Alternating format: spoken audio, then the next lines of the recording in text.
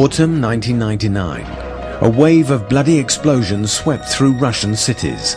On the 4th of September, in Bunaksk, in Dagestan, 62 people died in the rubble of a tower block.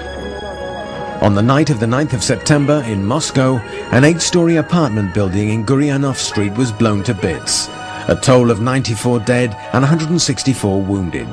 At dawn on the 13th of September in the capital city again, a powerful explosion totally destroyed a 7-story building on the Kashira Road. 119 bodies were pulled from the rubble. They included 12 children. 3 days later, in Volgodonsk in southern Russia, 17 people died in another explosion.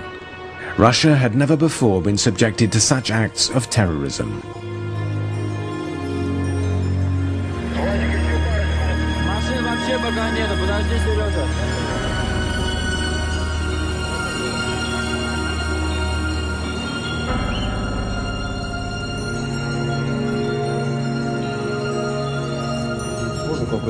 Mass psychosis quickly set in. All offices and non-residential premises, cellars and basements were thoroughly checked. Civilians volunteered to patrol courtyards, stairways and landings. A multitude of checkpoints paralyzed road transport. Responsibility for the attacks has never been claimed, but from day one, the secret services put the blame squarely on the Chechens. The people who organize these missions, who prepare the explosives, who deliver them, and have overall responsibility for everything that has happened are obviously in Chechnya. I can tell you with the utmost certainty, I can guarantee you that they come from the training camps of Khatab and Basayev. After a 3-year truce in Chechnya, the war had now moved to the heart of Russia. With public anger running so high, the Prime Minister Vladimir Putin ordered a bombing campaign to bring the rebellious Chechens to heel. Russian planes are only striking the terrorist bases. We will follow the terrorists wherever they go. If they are at the airport, we will be there. Excuse me, but if they're in the toilets, we will go in there and blow them away. That's all there is to it. The problem is solved.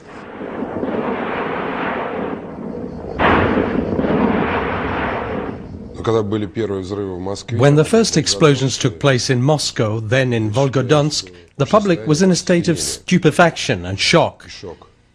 This coincided with the appointment of Putin as Prime Minister.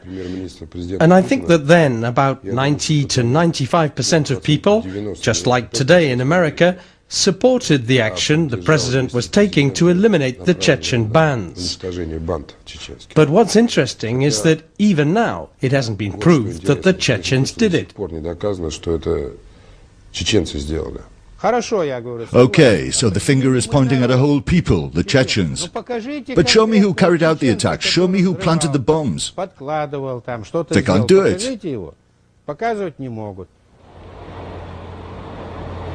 The slow progress of the inquiries, the absence of proof, the sheer scale and professionalism of the bombings all cast doubt on Chechen involvement. Speculation as to the possible involvement of the Lubyanka.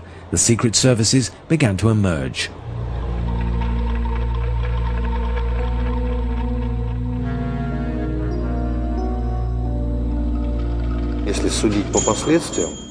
To judge from the consequences, and they say that in politics you should always look to see who benefits, then of course there are all sorts of different versions. But the public is still very interested in the role played by the special services in all of this.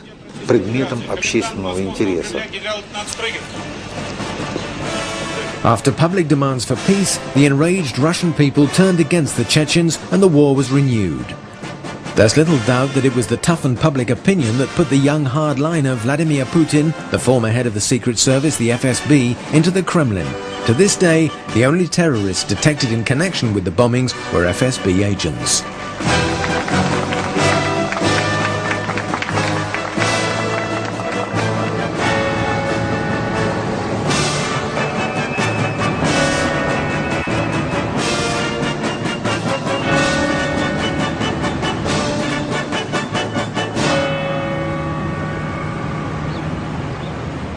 The first suspicions of special service involvement in the bombings came after 3 explosions had already claimed more than 300 lives. It was then, on the 22nd of September 1999, that a bomb attack was apparently averted in Ryazan. It was officially passed off as a civil defense exercise, using a mock-up device. But many Russians believed the bomb was real. To them, President Putin's rise to power is now seen in a very different light.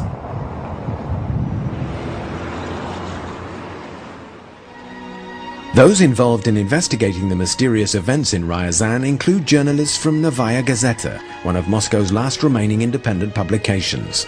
And since the FSB doesn't like it when people pry, the newspaper has had more than its fair share of problems. We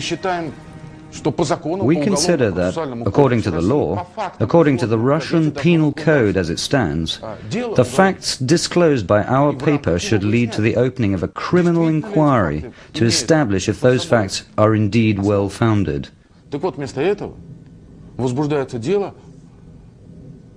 But instead of that, a slander suit has been brought against the paper. In August 2001, Novaya Gazeta took a risk when it published extracts from a book by Yuri Felshtinsky and Alexander Litvinenko, The FSB Bombs Russia. The historian Yuri Felshtinsky was born in Moscow and since 1978 has lived and worked in the United States. He has written several books on the history of the USSR. An American citizen, he was the first foreigner to obtain a Russian doctorate in history. We all know that information often comes out after failed operations. That's what's happened here.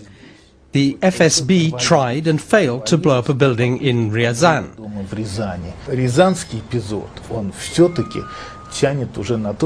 The details are clear enough now to make it a textbook case. We know everything. What car they came in, how many of them there were, when and how they planted the bomb. We even know what time it should have gone off.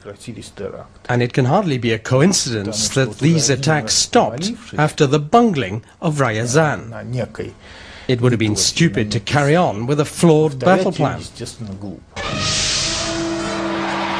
The NTV television channel, then still independent, took an interest in the Ryazan case.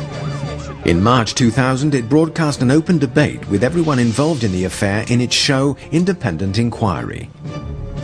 Thanks to these images, which strangely enough have neither been seized nor destroyed, we can reconstruct what really happened in Ryazan. On the 22nd of September, at 9:10 in the evening, a suspicious scene was played out in front of an apartment building. Two men and a woman unloaded 3 large bags from the boot of a white car and carried them into a basement.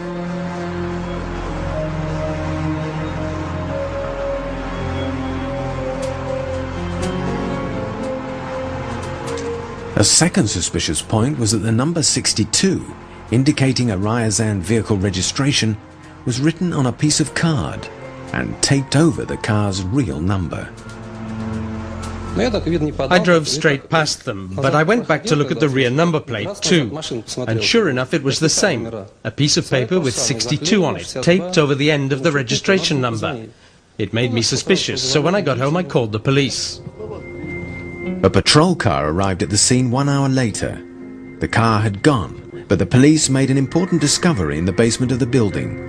3 large 50-kilo bags and a homemade detonator programmed for 5:30. The patrol chief was Andrei Chernyshev. Pavel Voloshin, a Novaya Gazeta journalist, met him soon afterwards. He told me he was sure it was a serious situation. He'd seen the bags, a wire coming out of the bags, and there was a detonator. He was sure he had prevented an attack, and that, thanks to Kartofelnikov's phone call, hundreds of lives had been saved.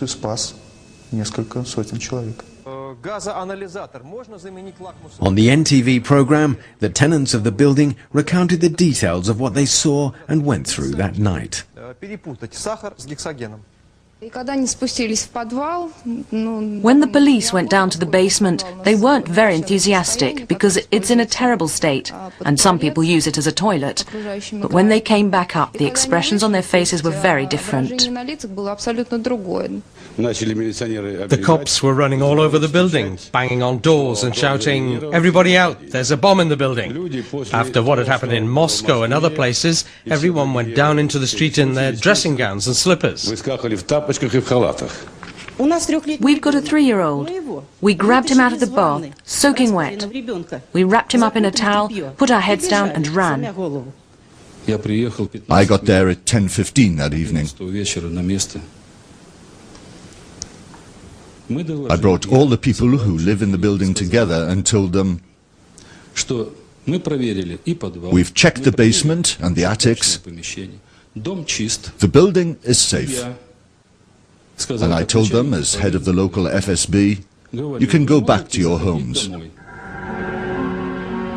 This is the first statement by Sergeyev to contradict the facts. The tenants actually spent the whole night in a nearby cinema. The inspection of the buildings was taken so seriously that they couldn't go back to their homes until the following morning. We weren't allowed back in, and the police stayed in the building until 10 o'clock in the morning. They let us away at 2 o'clock. I noted down midnight. We were taken to the October cinema. There was no heating. It was freezing for the children. Well, I was there with you.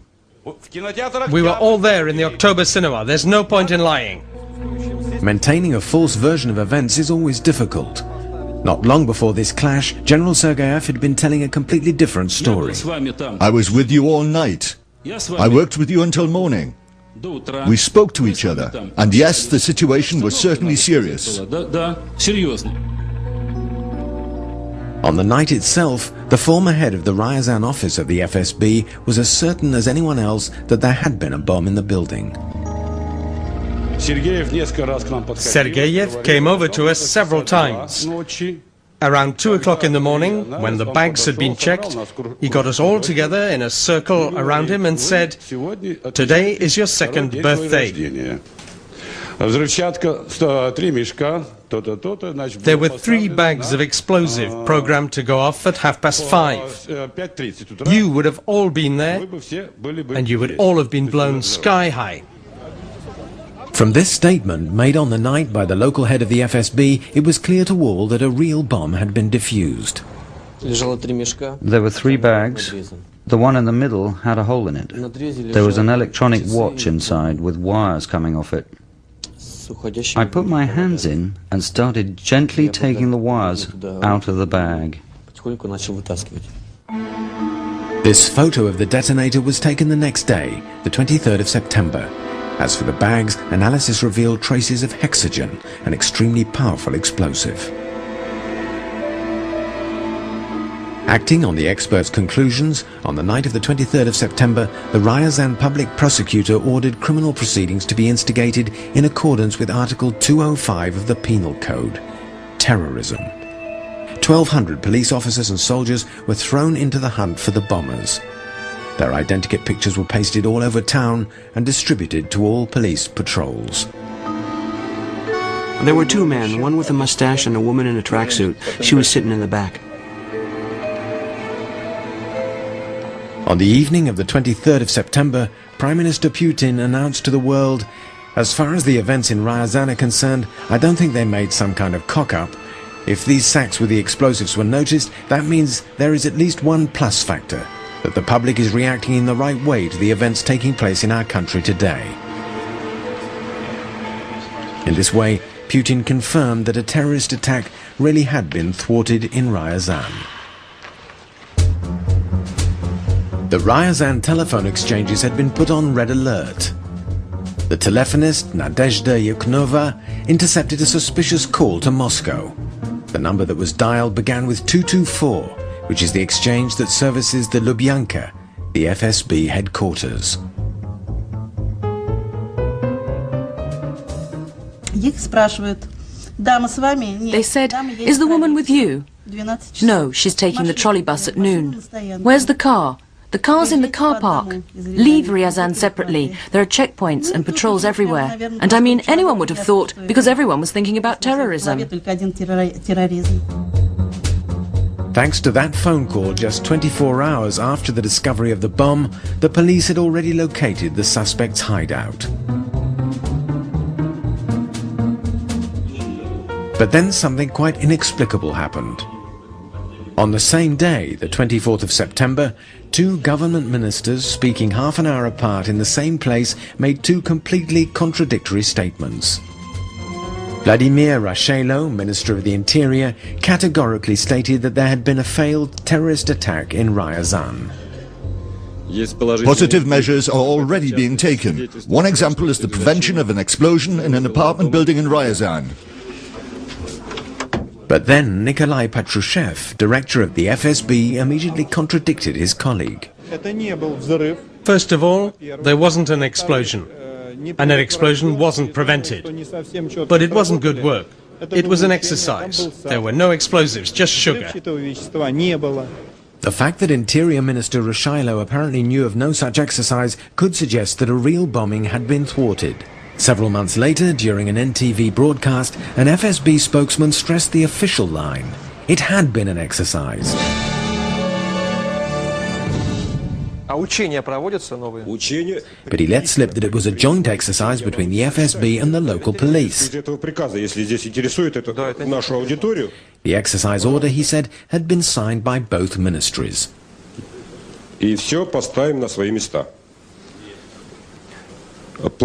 A major operation involving all the members of the Russian Federation was jointly planned by the police and the FSB. The operation was codenamed Anti-Terror Whirlwind. It was signed by Patrushev and Rashailo. Even high-ranking Secret Service officers had difficulty supporting the exercise version of events. I don't get it. Why did it take 2 whole days to tell the world it was an exercise? Frankly, it's incomprehensible. Well, it's obvious. We wanted to check the logical follow-through of our operation, including the hunt methods for terrorists. That's why we didn't reveal it was an exercise. Right, but you couldn't have told Rashailo? Well, you know, things can sometimes get muddled during an exercise. Anyway, during the exercise, we were checking our systems and the systems of the Interior Ministry. Well, can you believe this? Rashailo says it was a great achievement, and half an hour later Patrushev says, oh no, it was just an exercise. But Vladimir Putin found himself in an even more awkward position. He had also announced that a bombing had been thwarted. Had the Prime Minister known about the exercises in Ryazan? The notion that until Patrushev's announcement on the 24th of September, Prime Minister Putin didn't know about any exercise being held in Russia is improbable. If that was the case, Putin would have had to sack Patrushev the moment he heard that the exercise was being held in Ryazan, because it would have meant that Patrushev had not only misled the whole country, but Putin too. Patrushev didn't lose his job. So Putin must have known that Patrushev was holding an exercise in Ryazan on the blowing up of an apartment block. The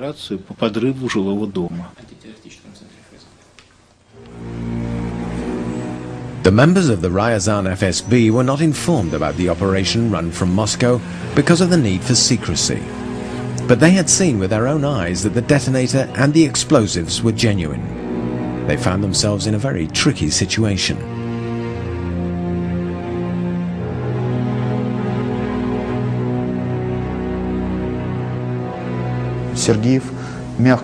To put it mildly, Sergeyev wasn't pleased.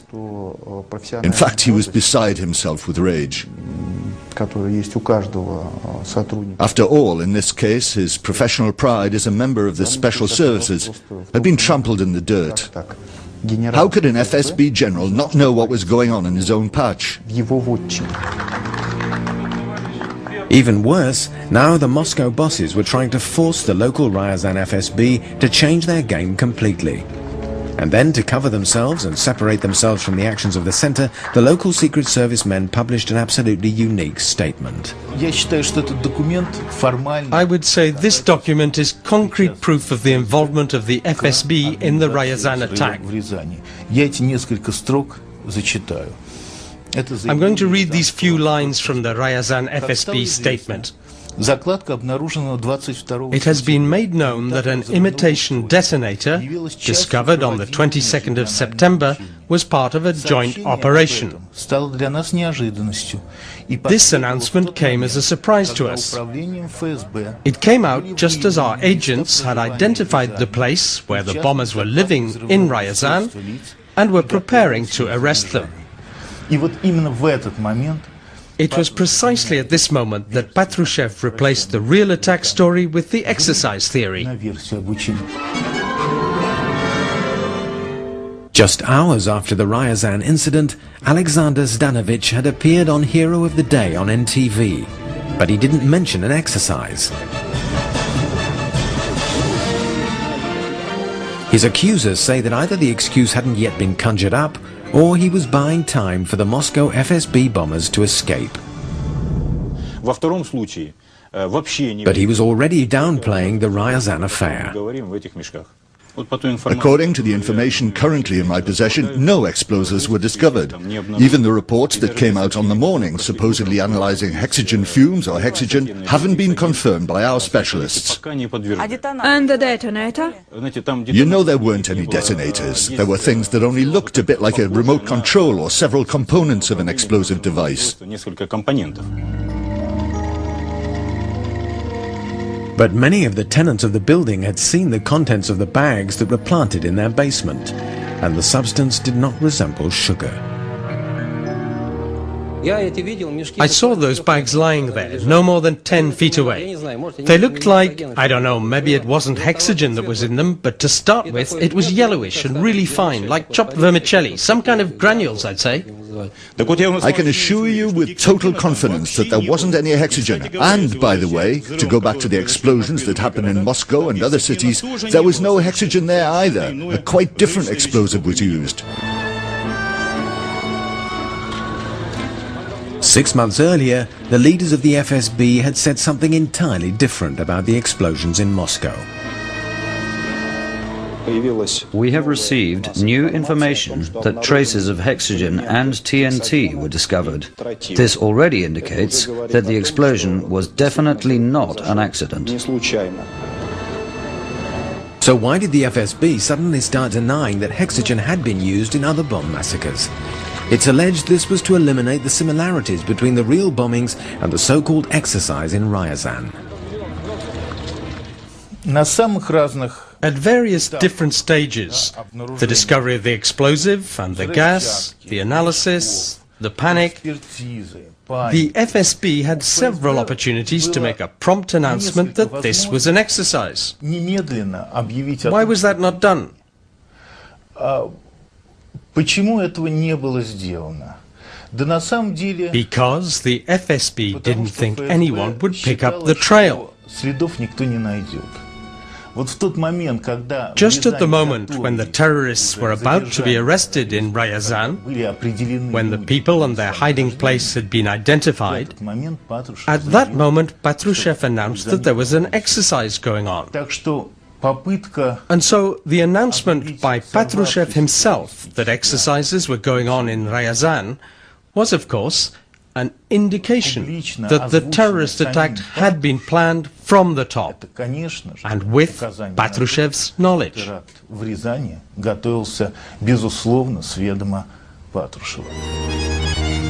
In order to support their exercise explanation, the FSB produced an agent who'd been involved. The public was presented with a back-to-camera interview of a special services officer. Following orders issued by my superiors at the FSB, as the first step in Operation Anti-Terror Whirlwind, our group was instructed to go to Ryazan to carry out a mission. And that's what we did. We bought sugar and made an imitation detonator. The 3 bags of sugar were purchased at the local market. In order to lend the exercise version credibility, the leaders of the FSB appealed to veterans from its own special units to put on a show of corporate solidarity. Putin has said there are no ex-secret service agents. That's simply the kind of people we are, and no matter what happens, we never retire. The Special Services veterans were poorly rehearsed for the press conference. Or perhaps they simply learned their lines badly. They deliberately pasted over the front plate like the paper said and wrote the number in ink. They deliberately didn't paste over the back number because it might attract attention. I went back to have a look at the rear number plate, and sure enough it was the same. A piece of paper with 62 on it, taped over the end of the registration number. Our FSB officers went down there and worked out why the sample analysed had indicated the presence of an explosive. The kind of instrument used for analysis has to be absolutely sterile. But there was old sample material still in it. But what does practically no explosives mean? The FSB claimed the analysis was tainted, maybe to cast doubt on the first analysis of the sack's contents by local explosives expert Yuri Felshtinsky. Kachenko himself was very amused by the statements from the FSB Public Relations Center that his hands and the test instrument were tainted and that he hadn't washed the instrument down. According to Kachenko, that kind of instrument should never be washed. In the numerous interviews with the Wimpel FSB groups who supposedly took part in the operation, not even the times of their arrival added up.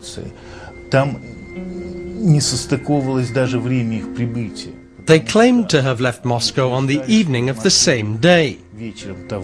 But anyone who's travelled from Moscow to Ryazan by car knows that it's physically impossible, whatever speed you're going at, to get to Ryazan so quickly as to have the time to buy sugar in the local market. The FSB claimed the sugar had been bought in the evening, but an operations photo was taken in daylight. In the face of such major discrepancies, the FSB stuck to their story. It was sugar, sugar. As for the explosion of the detonator, there wasn't any detonator at all. They bought 3 batteries in a shop, a shotgun cartridge, wires and all the rest, made a mock-up and put it on the bags of sugar. The FSB spokesman tries to cover every point like a report, but he doesn't mention the most important part of the detonator, the electronic watch. And furthermore, as the explosives expert Kachenko stated, the detonator was not placed on the bags. There were 3 bags. The one in the middle had a hole in it. There was an electronic watch inside with wires coming off it. I put my hands in and started gently taking the wires out of the bag. There's one surefire way of blocking investigation: turn to the official secrets laws. We have people on our secret staff, but we never show them. The pictures we released, when they related the details, were taken from behind. But by all means, show them again.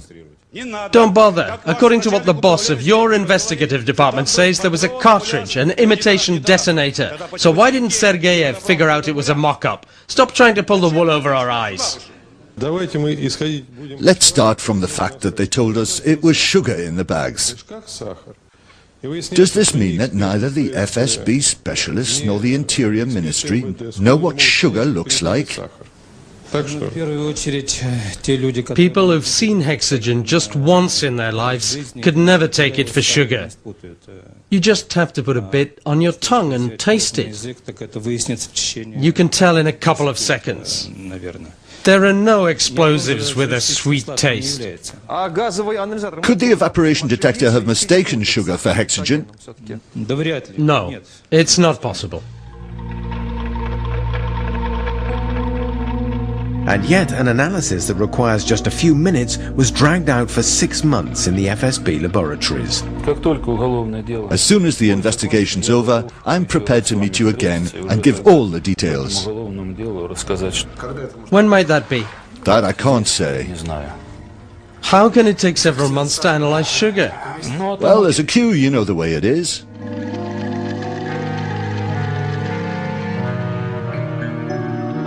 In its efforts to be seen to be doing everything by the book, the FSB went to the point of absurdity. The bags that the FSB claims contained sugar, that we're convinced contained hexogen, were confiscated, and then it was announced that the bags were undergoing further analysis. Now, if it is sugar, and we're sure of that, why do we need this analysis? And after that, they were blown up in a safe zone. But if you know it's sugar, why do you need to blow it up? A bombing attempt or a blundered exercise? The FSB continued to serve up explanations with no apparent concern for how ridiculous this sometimes appeared. The material evidence in this inquiry is sealed in this bag. We can't open it without the permission of a judge. But we brought it with us especially to show that it was properly documented and all is on the record. So there's no question you can go on saying it's explosive when it's sugar. The FSB are watertight against investigation. Once again, when the chips were down, they resorted to their final protection, state secrecy.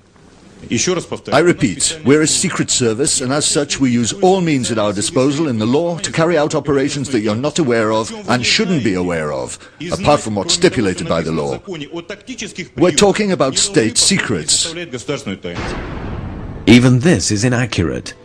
In the law on operational and investigative activity, not only is there no article about exercises, the word is not even mentioned. So the operation in Ryazan was clearly carried out on some other basis. I've been sitting here and I don't believe these fairy tales I've been hearing from the FSB. I'm an old military man too, retired with the rank of head of staff of an entire military unit. Do you know how many exercises I held in 28 years in the service? And now, no one will believe you, or believe in that sealed bag, or those files with all your papers and analyses. No one will believe you.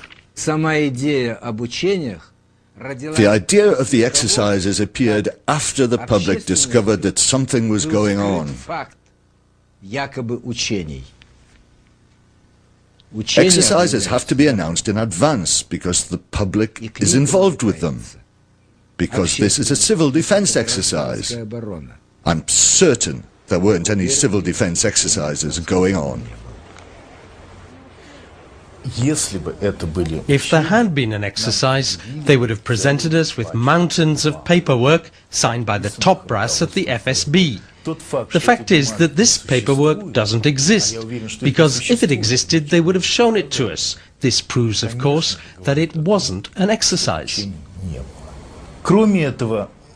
Apart from all that, in a country where bombs are already going off everywhere, where several apartment blocks have already been blown up, nobody with any common sense would hold exercises that were so similar to what happened in Moscow. Nobody would organize exercises in a country where a war was already going on. Remember that the NTV program was broadcast before the new president began tightening the screws, and the residents of Ryazan openly mocked the exercise version of events.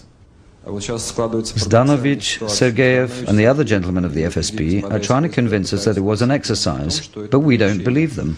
Is it because the citizens of Ryazan are too stupid, or is it because your lies are unconvincing?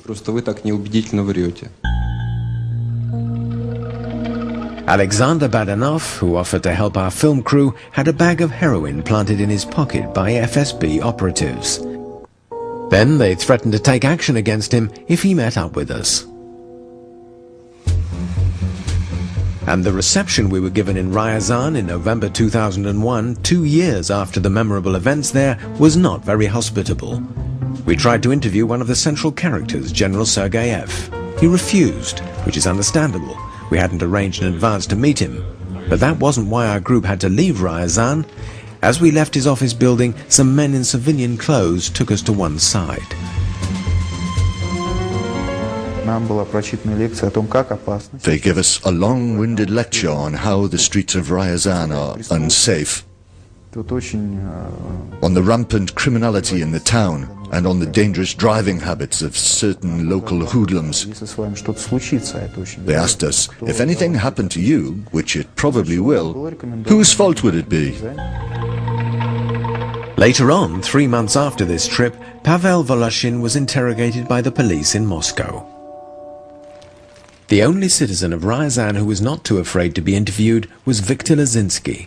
And that might have been because after what happened he was forced to emigrate to the USA. As the president of the Ryazan branch of the Helsinki monitoring group, he was given an unambiguous warning by the local FSB. It was obvious they were simply going to kill me. A local FSB agent would just go up to a down-and-out in the square and tell him, "You see that guy with the beard, buying cucumbers at the greengrocers? He's bothering my wife. I'll give you a bottle of vodka and a packet of cash if you bash him on the head in a dark alley one night."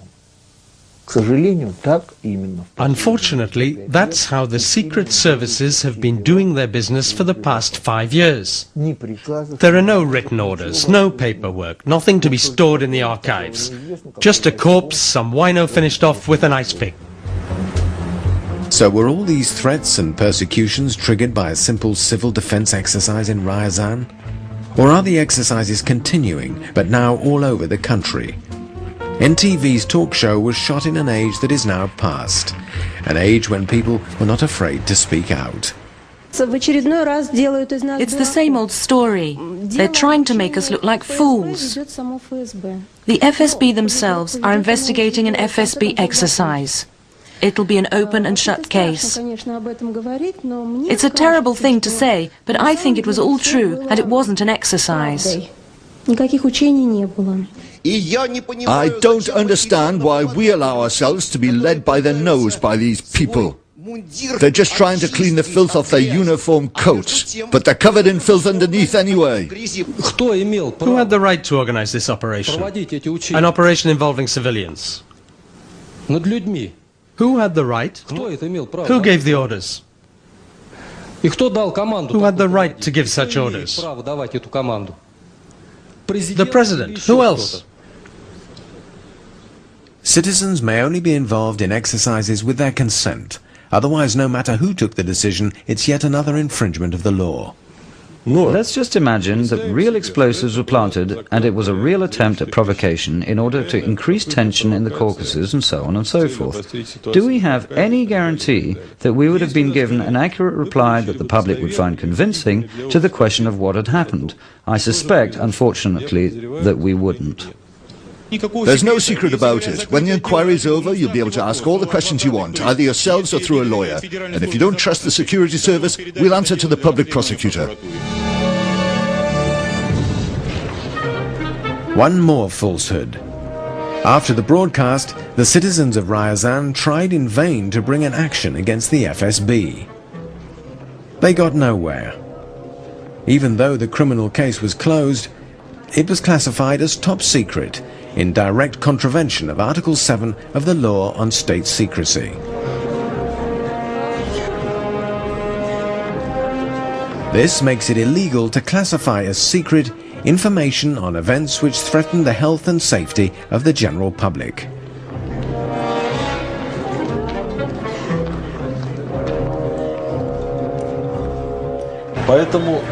Of course, these classifications remain in force for 75 years.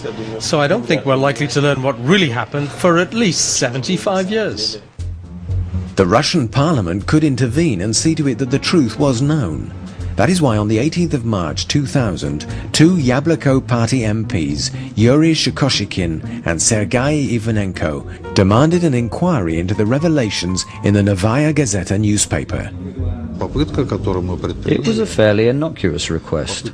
Look into a newspaper story and get answers to some questions about what happened and what didn't. Even this attempt met with violent rejection because it was seen, and rightly so, as an attempt at civil control over Secret Service activity. We haven't had an answer yet about whether it really was a terrorist attack that was thwarted or whether it was passed off as some sort of Secret Service operation, an exercise or whatever. It's a secret shrouded in darkness. We still don't have any reliable information on the matter. If the truth about the incident in Ryazan came out, the government would be forced to answer questions about who was behind the explosions in Bunak, Moscow and Volgodonsk. And that's something both former and present members of the Russian special services are agreed upon.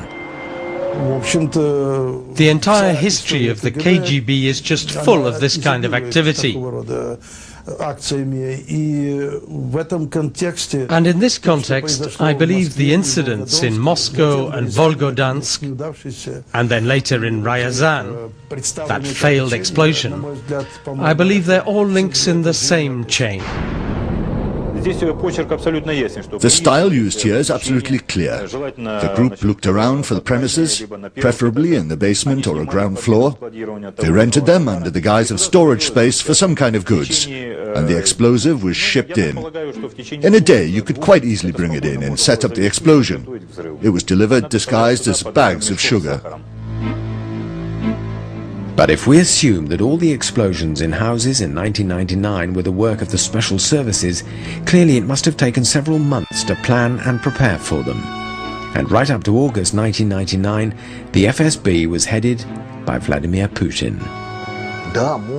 Yes, of course, it's possible that the president and the top brass had nothing to do with it. And there could have been a group of patriotically inclined officers who planted bombs and blew up not just one house, but 10 or 15, taking the risk for the salvation of the state they love. One more question. The explosions have taken place, the so-called Ryazan exercises have been held. So now, why doesn't Putin, as president of the country, hold an investigation into what happened? I think the answer is obvious.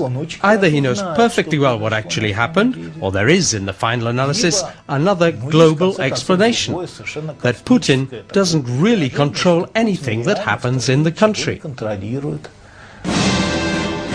Whether a special service plan to mobilize public opinion against Chechnya or a genuine anti-terrorist exercise, a genuine investigation of the 1999 bombings is too risky. If the inquiry were to establish that responsibility rests with the Secret Service, then the legitimacy of all those presently in power in Russia could be called into question.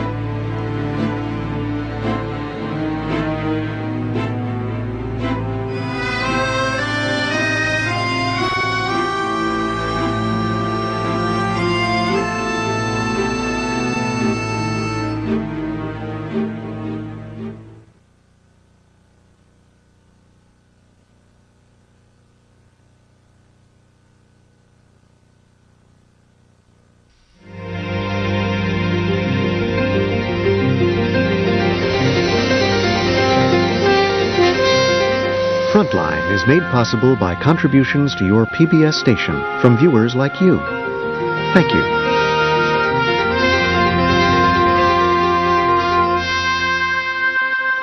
Two days ago, Vladimir Putin was sworn in as president of the world's second-largest nuclear power. In 1991, if anyone in Russia or in the West had said the next president of Russia would be a KGB officer, everyone would have called this person a fool. But Russians, tired of the corruption and chaos of the last decade of U.S.-backed reform, have turned their country over to a strong hand. What went wrong? Tonight on Frontline, 3 former U.S. government officials reveal the inside story. We created a virtual open shop for thievery on a scale which I doubt has ever taken place in human history. Did the United States help prepare the way for the return of the Tsar? A Frontline collaboration with National Public Radio.